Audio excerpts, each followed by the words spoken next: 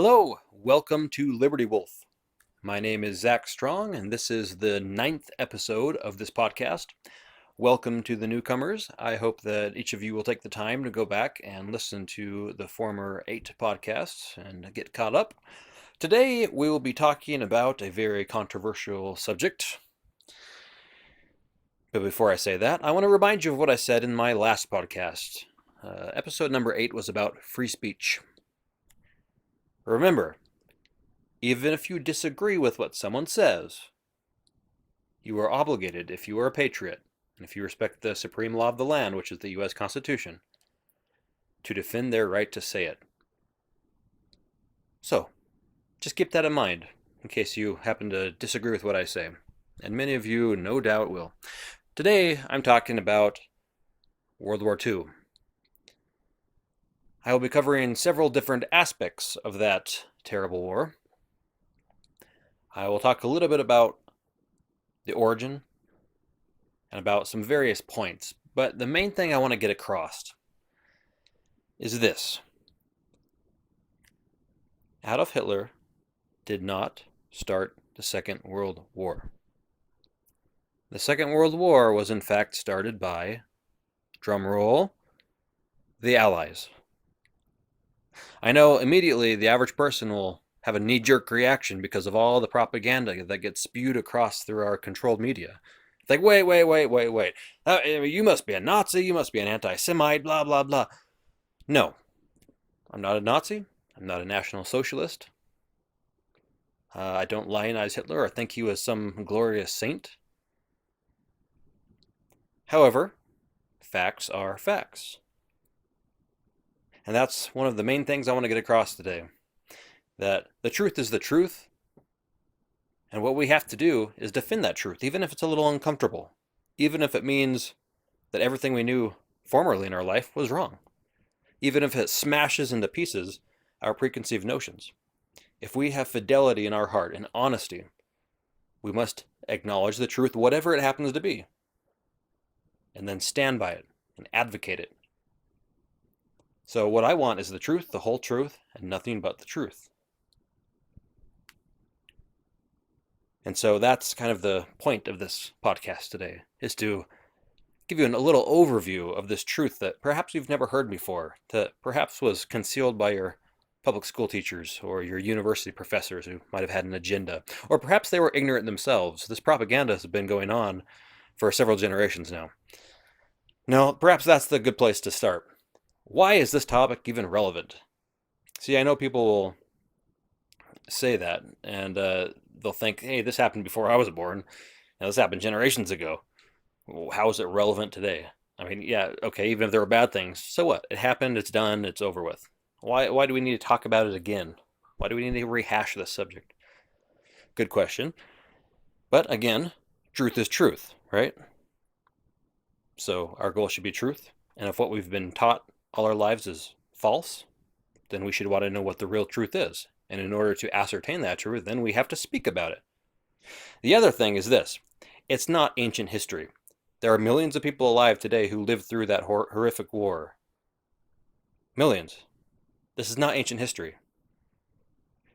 But more importantly, those forces that brought about this war, they are still alive and well. Perhaps not the individuals themselves, but the organizations, the entities, the philosophies that brought about this war, the most devastating war in mankind's history, they have never been stronger than today. And that's why this is so important. If we can place blame where it rightfully belongs, then we can help recognize that, today, and then help to do something about it, so that we never have to go through another world war, that we're never put through a struggle like that by this elite group of psychopaths who love the nations to fight. Now, the first thing I want to read comes from a book which is one of the best books on the subject of Germany. It talks about World War I, World War II, the Holocaust, all sorts of interesting things. Communism, Israel, Zionism. It's The Myth of German Villainy by Benton L. Bradbury. Fantastic book. I highly recommend it. This book is hated and hated and hated, but Yet, its facts remain unassailable. So, this is from the introduction. He wrote, quote, because they, Germany, were the losers of both world wars, they were never permitted to present their case before the world court, nor to tell their side of the story through any medium. The winners of wars, after all, write the history books. Neither did the true story of what happened during the war come out in the Nuremberg trials. The Nuremberg trials were nothing more than Soviet-style show trials, which violated every standard of traditional British and American justice. Their purpose was not to discover guilt or innocence, but to spread a legal gloss over a decision which had already been made to execute Germany's leaders. The entire Nuremberg circus was a sham and a travesty. The anti-German propaganda used to create the climate of hatred that made the massive destruction and the mass slaughter of German civilians possible, continued relentlessly long after the war was over, when it would seem natural for sober-minded historians to begin to moderate their extreme views about Germany. The fantastic atrocity stories continue even today. One needs only to tune into the History Channel to see them repeated again and again. In contrast, World War I was not long over before the atrocity stories attributed to the Germans during that war were exposed as the deliberate lies they were. Responsible men conducted thorough investigations and found that none of it was true. All the lurid stories were deliberately fabricated to win British public support for the war against Germany and also to bring America into the war. But a different factor was in play after World War II, to keep the phony horror stories alive, which did not exist after World War I. After World War II, the Jews exploited the anti-German world sentiment, which they themselves had largely created with their propaganda, and I would add, through the Soviet Union mainly, to justify the creation of their long-sought-after state of Israel as a homeland for the Jewish people. Through manipulation of the international information media, the Jews won worldwide sympathy for themselves with their sensational stories of unique Jewish suffering at the hands of the cruel Germans. They claimed that Germany had followed a systematic plan to exterminate all of Europe's Jews, and that by war's end had managed to kill 6 million of them. The alleged method was to round up the Jews from all over Europe, haul them in trains to so-called death camps, where they were herded into gas chambers and killed, and their bodies then burned in giant crematoria, with, conveniently, no forensic evidence of what had happened left behind. In the absence of forensic evidence, eyewitness testimony, no matter how bizarre, sufficed to convict Germany and to make her the pariah of civilized nations. Close quote. First thing I would say here is I would never accuse the Jews, as in the Jewish people, of anything. You can't accuse entire groups of people. You have to point blame at specific entities, organizations, whatnot. But he is correct that after the war, there are many Jews in the international press, and also during the war, but after the war in particular, they ramped up this atrocity propaganda in order to help create their state of Israel. Now, a lot of these Jews operated out of the Soviet Union, who came up with this story about the Holocaust. Ehrenberg, he was the most famous Jewish Soviet propagandist during the war. He's the famous one who wrote the leaflet, which was given to the Soviet Red Army, called "Kill, Ube," just kill, and just talked about how it is your right to go murder the Germans. You've wasted a day if you haven't killed a German, and all this sort of trash. So these are the type of psychopaths that you had in the international media who are coming up with various stories, and the stories that became what we call fact today. The stories that are taught in every classroom, in public school and university all across America, and all throughout Europe and throughout the world. And yet we have to really go back and look how much of that is true. Today we're not talking about the Holocaust. That will be something different. So save your judgment on what I actually believe about that until a future time when I actually specifically address that. However, this quote by Bradbury pulls up the point that there's been so much propaganda, so much hatred that's been stirred up, that it's impossible to have a sane, normal, factual conversation with people because they have such a knee-jerk emotional reaction because they've been taught their whole lives, Holocaust, Holocaust, atrocities, atrocities, Hitler, Hitler, Hitler did it, Hitler did it. That's the only thing they know.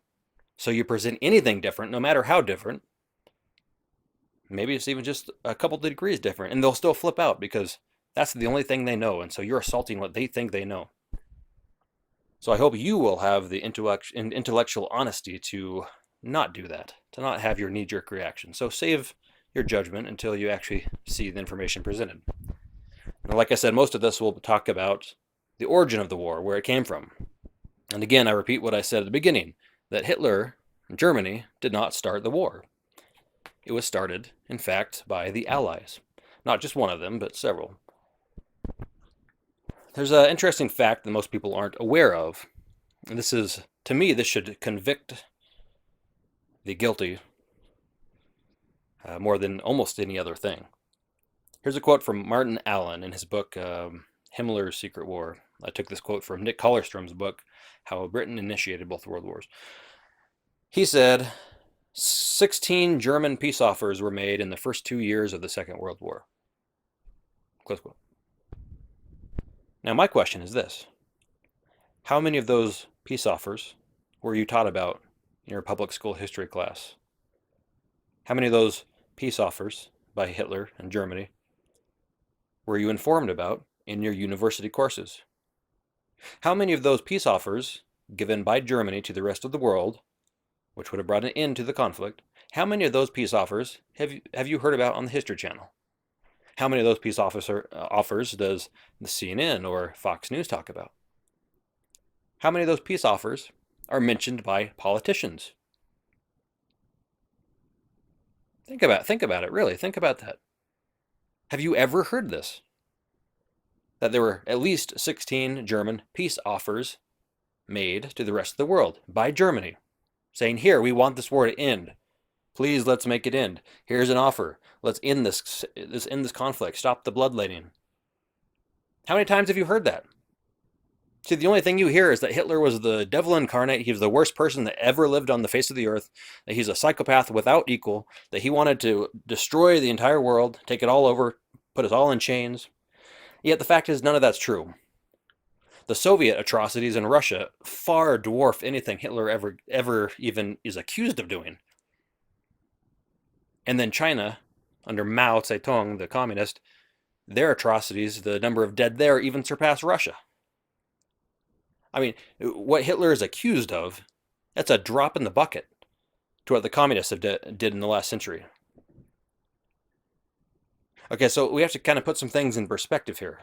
Let's drop the emotionalism. Let's look at these facts. Hitler, for whether you think he's evil, good, whatever, doesn't matter.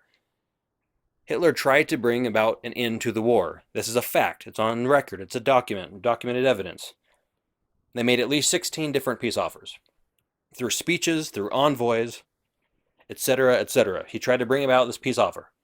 And before the war, he was constantly saying, I don't want war, I don't want war. In one famous address, he said, I fought the First World War. He did. He was a corporal and very well decorated. Anyway, he said, I fought the First World War. I know the horrors of it. I don't want to put my people through that. He wrote editorials. He talked to the French president. He talked to the British leaders.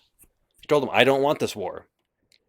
And yet this entire history of all these peace offers, all these peace attempts, all these different deals that were presented, it's completely swept under the rug or completely ignored. They don't even talk about it. Though they don't even mention it and say, oh, this was bad.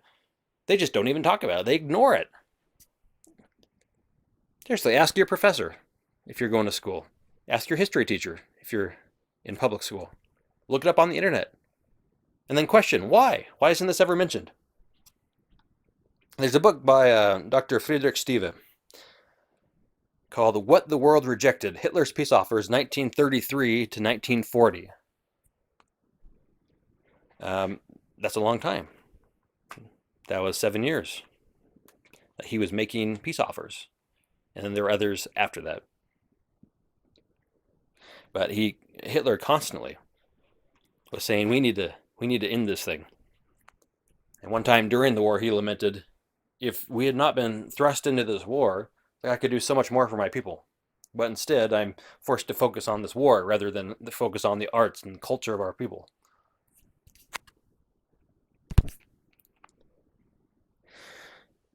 Now, we should also look at another fact here. Declarations of war. Declarations of war are fairly important. We should probably remember those. There are wars started without declarations. However, declarations are generally throughout history, the accepted mode of attacking someone. You give them an announcement. By the way, we're attacking you tomorrow at dawn. And then the war starts. Diplomatic relations are severed, and you go forward. Who declared war on whom to start World War II? Do you know? World War II in Europe started September 1st, 1939, when German forces invaded Western Poland. Now, why they invaded Western Poland, that's a whole nother story, deserves its own podcast. But in a nutshell, Poland had been harassing Germany. Poland actually had a much larger military than Germany at the time. They had been harassing German civilians. Because after World War I, you remember, the Versailles Treaty kind of lopped off all sorts of territory from all different nations. They created these nations that didn't exist before, and they, for example, gave this whole corridor of land to Poland that had always been German. And that was filled with millions of German-speaking people that didn't want to be in Poland. But instead, these people who think they knew what's best for everyone, these socialists who got together at Versailles, wrote together this ridiculous treaty that they knew was going to create conflict. And so they deliberately gave this territory, the Danzig corridor, to Poland. It was never Polish territory. It didn't belong to Poland. The Poles didn't live there. And so what the Poles did then, in that long years of run-up to World War II, is they kept constantly harassing these people. These people openly wanted to be part of Germany. Hitler said, give it back to Germany. This is German territory. These are German people living there. They don't want to be part of your country. He presented actually quite a few different offers for how to split up the territory, how to alleviate the situation. But Poland refused to relent. In fact, just a little bit before the war, 1939, a map was circulated in Warsaw, Poland, showing the Polish border extending all the way over to past Berlin in Germany. So in other words, showing that Poland had taken over that much of Germany, almost half of Germany. So they were doing all sorts of inflammatory things. Then reports started coming in mid-1939 of German civilians being butchered by Polish citizens and with the aid of, with the aid of the Polish military. And so these reports started flooding in. Some of them may be exaggerated. We don't know, because Western historians have deliberately ignored this. And so it's been a very small number of people that have actually bothered to really study this. And now, all these years later, it's kind of impossible to go back and look up all the forensic evidence and whatnot. But at the time, there were quite a few Germans who were murdered and kicked out of their homes. And they went flooding across the border into Germany and seeking asylum because they were being butchered. And Poland was becoming very, very brazen. We need to remember, too, that the Polish army had invaded, taken over part of Czechoslovakia. And people always talk about Germany annexing part of Czechoslovakia that belonged to Germany, formerly. But they never talk about Poland doing the same thing and marching their troops right down into Czechoslovakia. So Poland was very aggressive at the time. And just before the war, Poland put their army on high alert. They mobilized their army. Not just high alert, but they mobilized their army.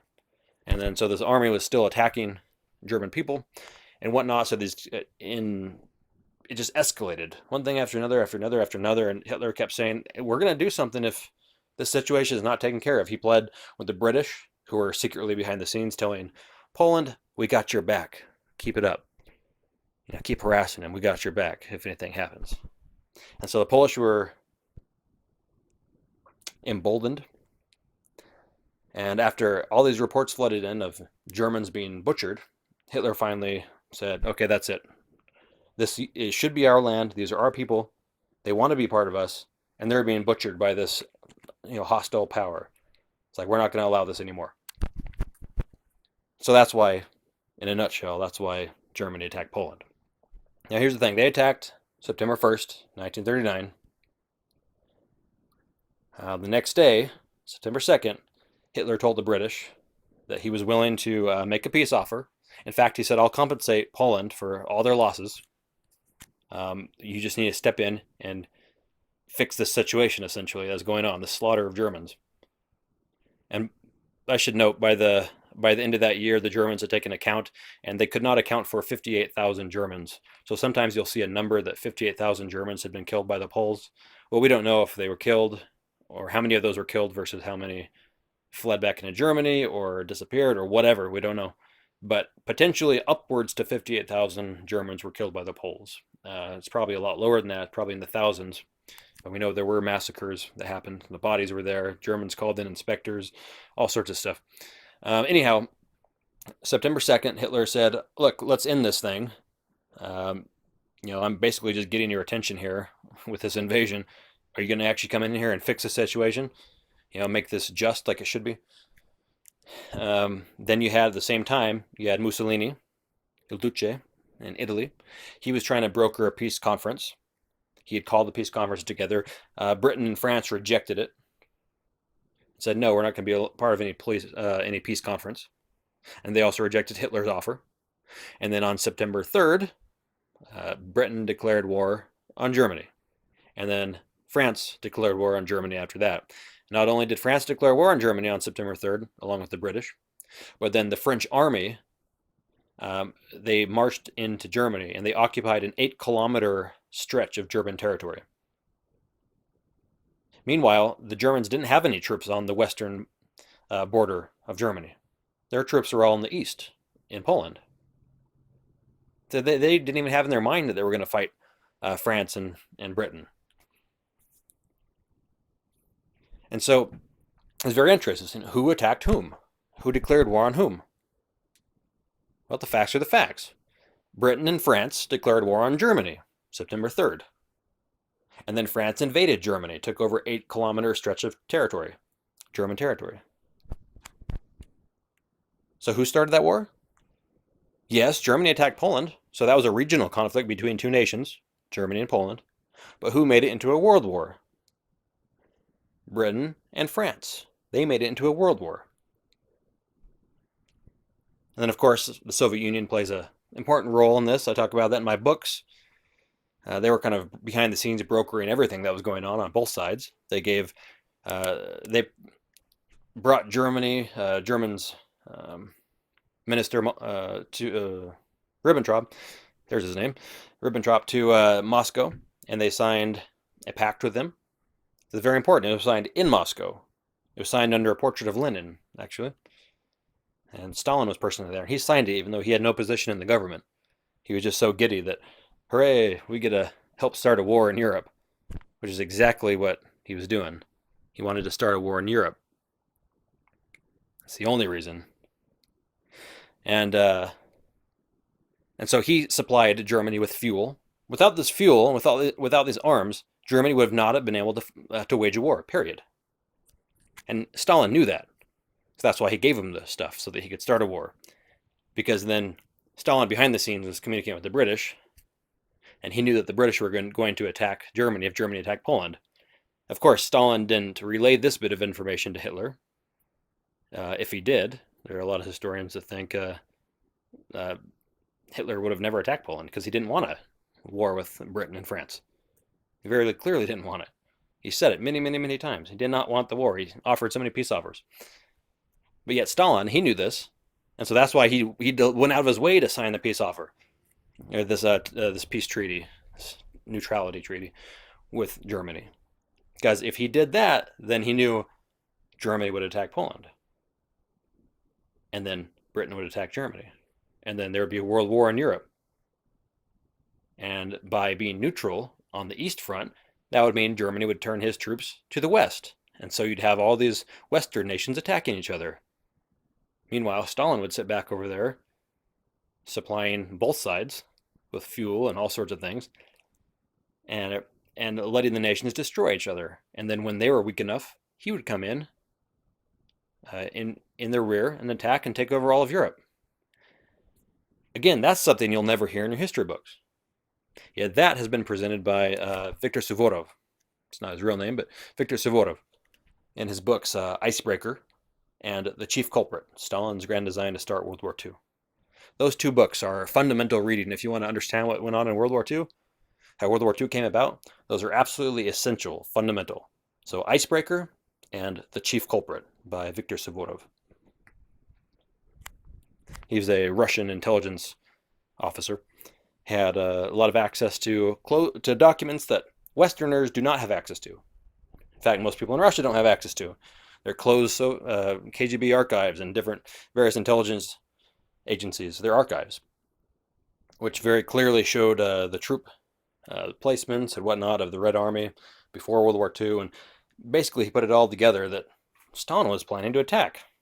And he has a lot of very, very, very compelling evidence. And I might say a little bit more about this later. But essentially, let's get back to the more Western aspect here. Britain had planned to attack Germany beforehand. If anything happened to Poland, Britain would attack Germany. Even if Germany didn't want a war with Britain, Britain was going to attack Germany. And Britain roped France into attacking Germany. And then Stalin was silent and did nothing. He let it happen on purpose. And so what should have been just a regional conflict between Germany and Poland actually bloomed into this world war because Britain and France declared war on September 3rd on Germany. And then France invaded part of Germany and took it over. So what did Hitler do? Well, obviously, after dealing with Poland, he turned his forces around and he marched into France and the Low Countries.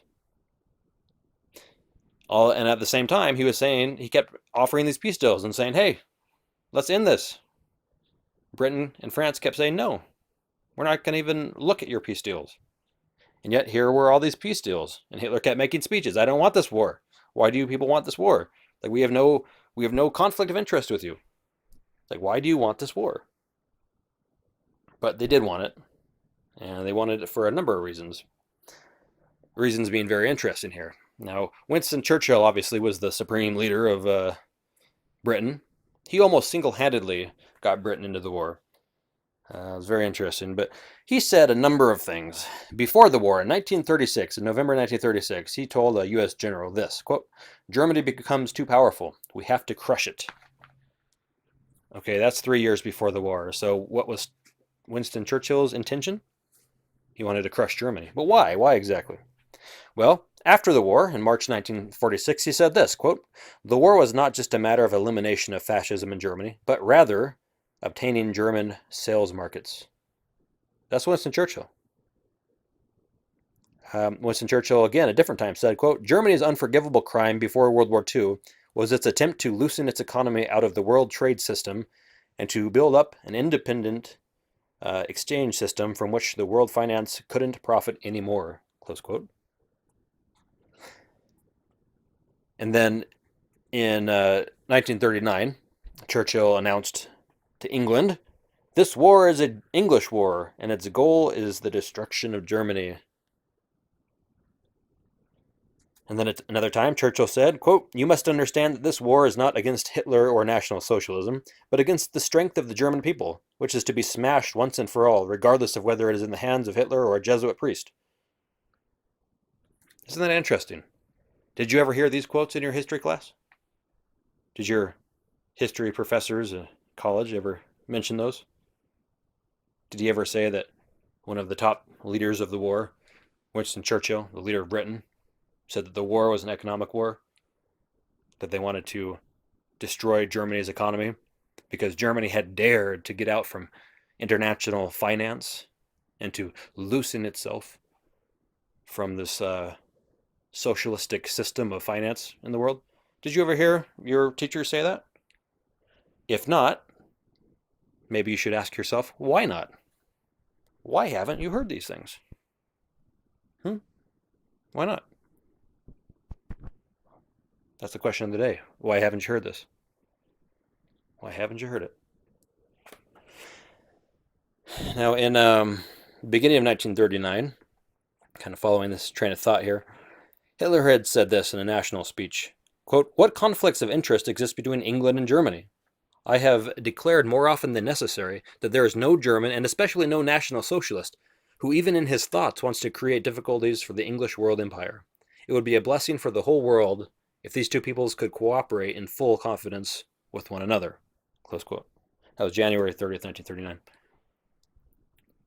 Okay, that's Hitler. Again, have you ever heard this side of Hitler? The side where he's pleading for peace?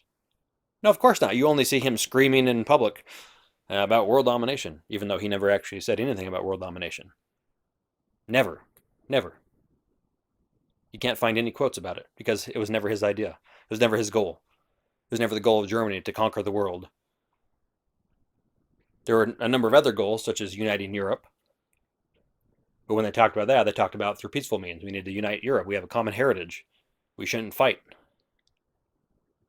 Kind of a similar forerunner to almost like a European Union, except minus the socialism. Yes, I know people will screech, oh, but National Socialism, it's socialism. No, it's not. It's not anything near Marxian socialism. It's a whole different thing. I'll save that for a different time. Or you can go look up on my website, theamericancitadel.com, and I have a article explaining the difference between Marxian socialism, or communism, and National Socialism. And that article is, I believe the title is Feminism is Not Fascist, It is Communist. I think that's the title. So you can go look that up. I have a lot of quotes. I explain it. I also explain it a little bit in my books. But we need to recognize, though, that this nation, Germany, that's seen as the pariah of the world, wanted world domination and made the whole world suffer. Well, they actually didn't want world domination. That wasn't their goal, and they didn't make the world suffer. You had people like Churchill, who's seen as some great hero, even though he was a prolific drunk. He was a rabid alcoholic. He couldn't go, more than a few minutes without alcohol. He was a drunk out of his mind most of the time. You had this sort of a man who's a warmonger who actually one time wanted to use nerve gas against Germany during the war. And his generals reminded him, hey, Germany has their own supplies. They could use them against us. And so he finally stopped. He was a genocidal maniac. There's really no other way to put it. Which is very sad because earlier in his life, he had actually seen the communist menace for what it was in the world as the great threat. But later, after some intermarrying and joining up with the Zionist section of this conspiracy, he decided to stop talking about the communists, really, and focused on Germany. We can't let Germany, with its great economic system, surpass us here in Britain. So that was one of the major factors that brought the war about. Is this jealousy, if you want to call it that? Because there was a shift in power. It was shifting to Germany's favor. Now, let's see. My quotes here. You have a book called Who Started World War II? Truth for a War-Torn World by Udo Wallendy. He said, he first of all starts talking about why it's important to know about war guilt. He said, the world today cannot afford to tolerate historical lies. Both the present and the future demand an uncompromising examination of the question of war guilt. He goes and talks about how, might makes right is not a legitimate argument. You can't say we won, so therefore we're right. And it doesn't matter what the loser said. So that's not how this works. And if we go with that, then that's a precedent we're setting that's going to reach back to us one day. Because if we ever lose, watch out. Our leaders are going to be rounded up and executed just like Germany's were, no matter whether we were right or wrong. In 1933, right when Hitler came to power, the international press, as I noted earlier, a large section of those were Jewish-controlled press organizations. Anyhow, they started saying, Germany is agitating for war. Germany wants war. Hitler's going to, plunge Europe into war. It doesn't even make sense. If you know the historical situation at all, that is completely unfounded. There's no factual basis for that whatsoever. Anyway, and so Hitler, he was interviewed by the Daily Mail in 1933. He said, quote, we find the charge that the German people are enthusiastically preparing for war incomprehensible. This charge reveals a misunderstanding of the German revolutionary cause. With a few exceptions, we, leaders of the National Socialist movement, are veterans. Show me the veteran who would prepare for war with enthusiasm. Our youth is our whole future. We cherish them. How could we bring them up only to have them shot to bits on the battlefield? Close quote. Like I said earlier, Hitler was a veteran, and almost all the National Socialist leadership. Goering was a war hero. Hitler was a very decorated war veteran. You just go down the list of them. They almost all had served in the First World War, in the trenches, so they knew how horrific it was. Quoting again from this book by Udo Valendi, we say this, quote, "The irony of world history is that just those particular powers who are the most vociferous at blaming Germany for planning world conquest, the USA, Great Britain, and the Soviet Union, were the ones that were championing this aim for themselves, or at least were working their way up to becoming the world police." He also says this, quote, "The causes of war need to be traced right back to the governments and the press who, having lost all objectivity, were agitating and fanning fear, dread, and instability into the flames of hatred, and thus inducing military defense measures and safety precautions. These are then followed by psychological and political chain reactions, ultimately ending in a war. The Versailles victors and their allies, but also the Communist Party of the Soviet Union, cannot be acquitted from the charge of having prepared the fertile ground for such chain of reactions to flourish." And that's absolutely true. How can anyone deny that? How can anyone say that it was only one side did it? We are completely innocent. It was all Germany. It was all Hitler. How is that even possible to say? That's such a thoroughly dishonest point of view. It rejects the facts. Totally rejects them. In a famous speech Hitler gave, I'm just paraphrasing this quote off the top of my head, he said that there is a rootless international clique that is turning the people against each other that does not want them to have peace. Close quote. Pretty sure that's a direct quote. There's a rootless international clique that's turning the people against each other that does not want them to have peace. So you could actually say Hitler's a conspiracy theorist, or that's what he would be called today. Because he said there's this elite group of international psychopaths. He actually called them Satanists on more than one occasion. And he said the chief amongst them were not the Jews, but the communists, many of whom happened to be Jewish. That's another story. But he pointed the finger at the communists and said, this is a Bolshevik flood that's going to engulf the people if we don't do something about it.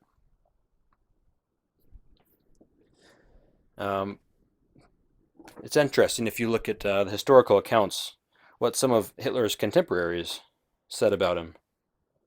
So we have this picture that he was a raving lunatic, that he cared absolutely nothing for his people, that he wanted nothing but war. But, is this really true? If we look at the people who knew him, no, it's not true. In fact, he was a man of high culture. He was incredibly well versed in the arts. We know, some of his paintings still exist.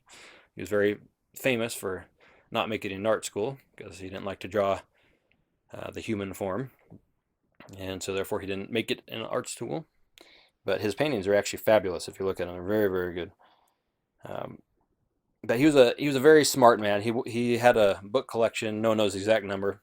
I've read some articles about this. So it's 15,000 or so books. They said everywhere he went, he always had a book in his hand.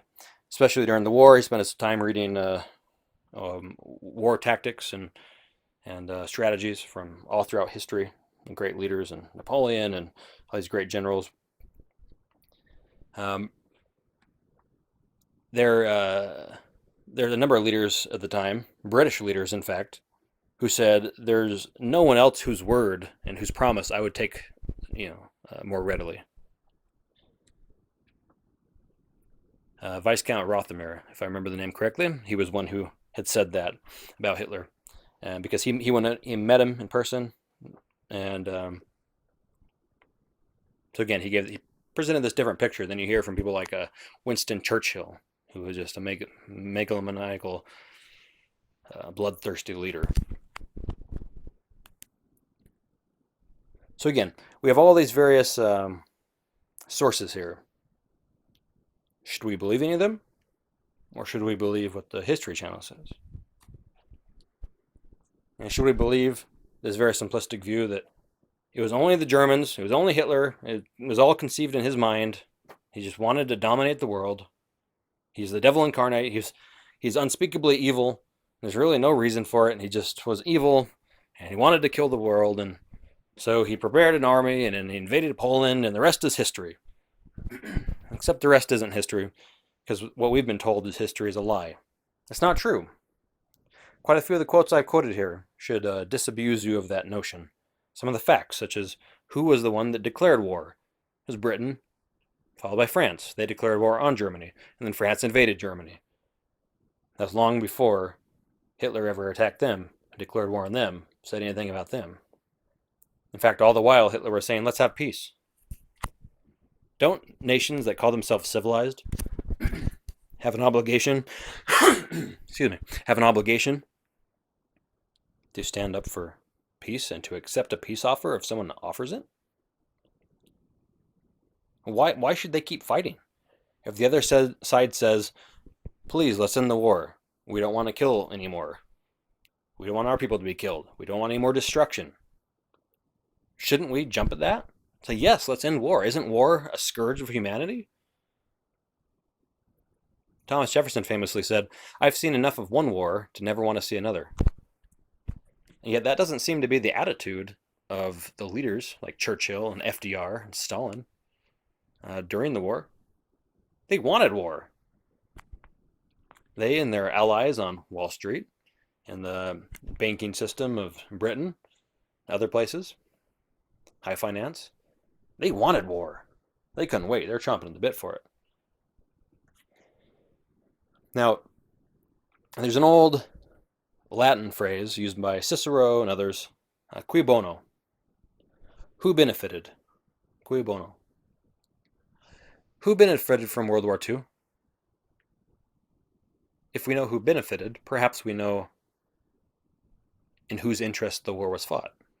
So, who benefited? Did Germany benefit? No, obviously not. Germany had every one of its cities bombed to ash and rubble. Millions of its civilians were murdered, exterminated through bombings, carpet bombings, fire bombings. They were wholly unnecessary. The leaders were rounded up and shot or hung at Nuremberg. Today, Germany is far smaller than it was before because even more of its territory has been taken away. As people were beat down and told that they were the most evil people in the world. So did Germany benefit? Nope. Germany didn't benefit. Did Japan benefit? Well, I think Hiroshima and Nagasaki kind of proved that Japan didn't benefit.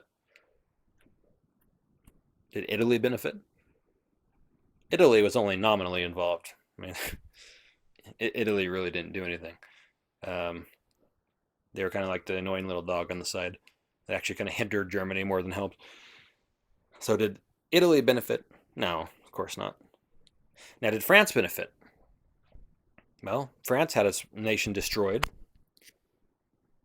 France hasn't been that much of a world power. Yeah, sure, they're one of the great world powers, so-called. But really, I mean, how influential is France? They're not very influential, let's face it. What about Britain? Did Britain benefit?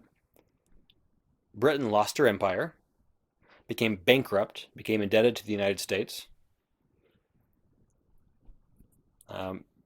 So their territory shrunk, their economic worth shrunk. So even they really did help start the war. They didn't benefit. Did the United States benefit? In certain ways, yes. If you look at it purely materialistically, they benefited.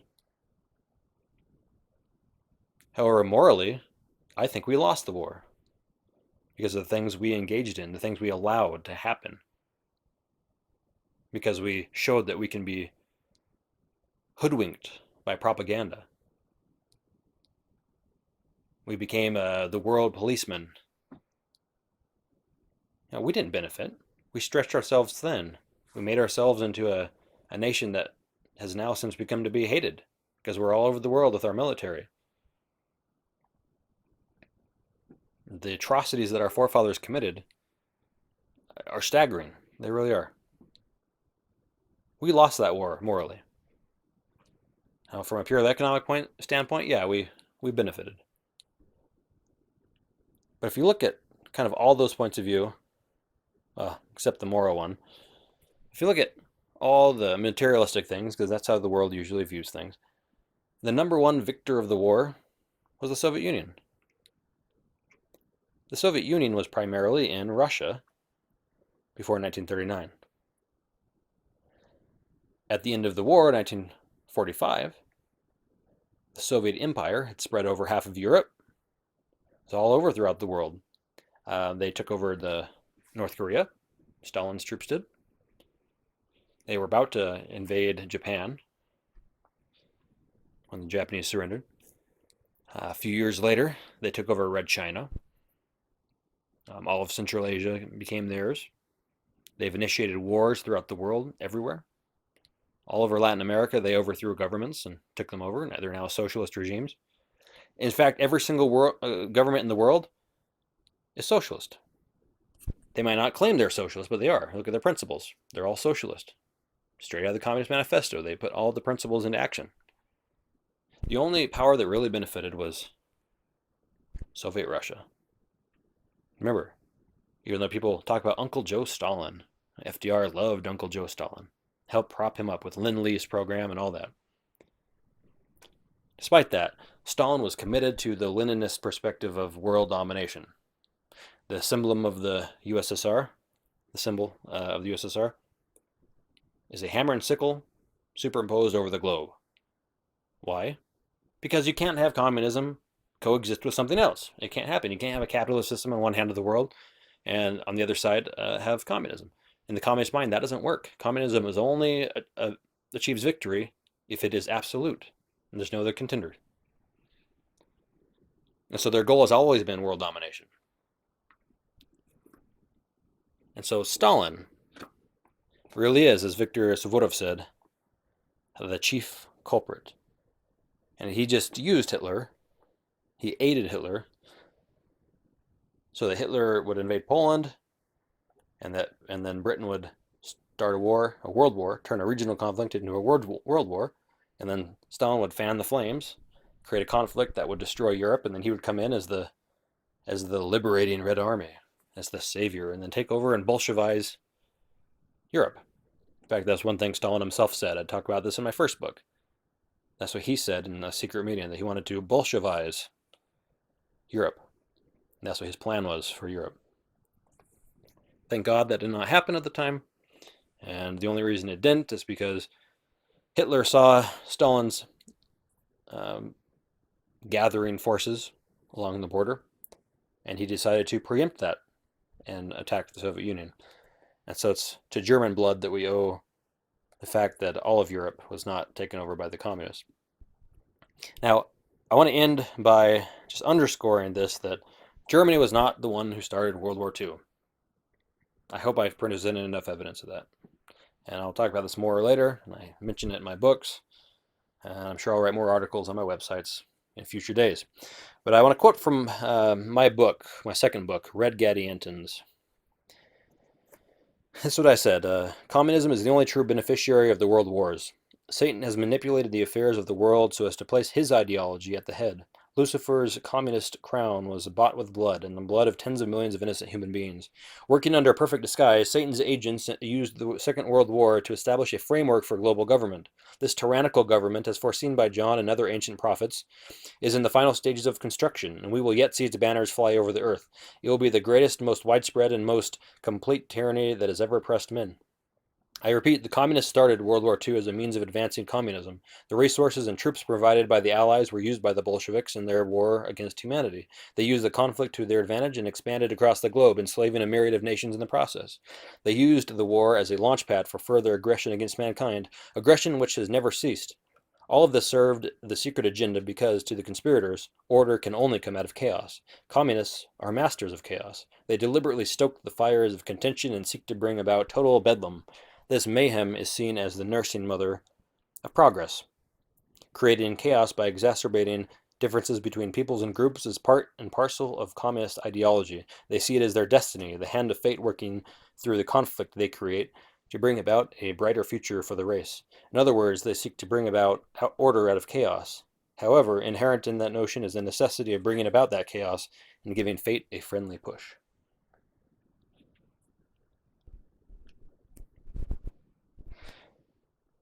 I don't think it was so much a friendly push in World War II, but it was a push. The communists and their allies started that war. As Churchill said, Germany was becoming too powerful. We had to crush it. They wanted to take their sales market. They wanted to punish Germany for being an upstart and breaking away from this international community, this socialistic conspiracy, the socialistic framework of government that's spreading over the whole earth. Germany rejected that. Hitler was the most anti-communist leader in world history. They rejected it. They kicked out international bankers. They banned Freemasonry. They stood against feminism and promoted the traditional family, etc. and so forth. And so that couldn't be tolerated. The devil, who is the one who pulls the strings, he's setting up this masterpiece, this global occult theocracy, this theocratic despotism. It's communistic. He's setting it up over the whole earth. And so you can't have a nation step up and say, we're not going to be part of this. But that's what Hitler's Germany did in the 1930s and 40s. Unfortunately, we aided in their destruction. Now again, was Hitler a saint? No. However, he's also not guilty of the things he's accused of, for the most part. And World War II came about because of Stalin's agents and their allies in the, quote, Allied nations. And unfortunately, the United States and her resources was used to aid this massive conspiracy and to essentially impose Bolshevism across half of Europe, China, the Koreas, all over the world. And so when we, again, think of why does this matter? Well, it matters because it's, first of all, the truth. And it matters, second of all, because it set up the conditions that are going to bring about a third world war. It set up all the opposing sides that we now see. The world really is split between America and what meager allies she has, and Russia and China and their host of allies. And that's not red hysteria. It's not McCarthyism. That's the truth. You have the communist bloc, which is essentially most of the world, and then you have America, which more or less stands alone, with a couple of allies that don't treat us very well. And so this is why this is important, because these same forces that brought about this war, this communistic ideology, these traders in high finance in Wall Street, in London, elsewhere, these people are still there. Their system is still there. The system of government they've set up to impose on the world because of World War II, they use that as the justification, was the United Nations. That was created by communists. Alger Hiss was the first General Secretary of the UN. He's a communist spy. Every single leader of the UN has been communist. Every single one of them. And yet, so this is what was set up because of World War II. All this stuff was made possible. All the cultural degradation, the culture of Marxism, all these things were set in motion because the Allies won World War II. And I use that term, obviously, very derisively, because anyone who would ally with the Soviet Union, most monstrous regime in world history, is a little out of their mind. So it's very sad that America was considered one of the allies in the war, that we propped up and saved the Soviet Union when Germany was about to defeat them. But that's exactly what happened, and so we needed to be aware of these facts. That Germany did not start the war. We should cease to blame them for all the bad things that happened. We should stop with their ridiculous propaganda about all the atrocities that were committed, so-called. We just need to stop. We need to come back to the truth. We need to look at these quotes by Churchill. We need to look at the fact that Germany offered at least 16 different peace offers. We need to remember the fact that our forefathers rejected those peace offers. So who has blood on their hands? Maybe a little of both sides, right? But certainly the people who rejected the peace offers, they definitely have blood on their hands. So we're not innocent. And just like a 12-step program, kind of the first step is acknowledging there's a problem. Well, Houston, we have a problem. And unless we know we have a problem, unless we know who caused that problem, and not Hitler, then we're going to be hurting because we're not going to be able to recognize going forward who's still causing the problems. Because it's the same force in the world, the same satanic communistic force. The traders in high finance, the traders throughout the world in labor, the Zionist traders who are really just a part of this massive socialistic system. So we must look to World War II, get the truth out there, rewrite the stupid history books that have been written by these court historians, these people with no integrity whatsoever, the people that are your teachers in school and in the universities who refuse to even tell you these facts. We need to throw that out and rewrite this history and get to the truth, acknowledge our past culpability, and then move forward and make sure that these same forces never drag us into another war, especially through their ludicrous propaganda. So perhaps today this has been a little bit of a rambling podcast. I started out this series writing them down and then reading them, and then I've gradually switched over to freestyling, so it might be a little bit more chaotic than at the beginning. So I apologize for that. But I hope you've enjoyed something you've heard today. I hope you can take something away from it and maybe look up some of the sources I mentioned and learn these truths for yourself. Learn history, because history is the lamp by which we can see the future. How are we going to know where to walk if we can't see where we've been walking? It's the only lamp that can light our future. So we have to see it correctly, not through a distorted lens. And so, this is Zach Strong for Liberty Wolf signing off. Sic Semper Tyrannis, long live liberty.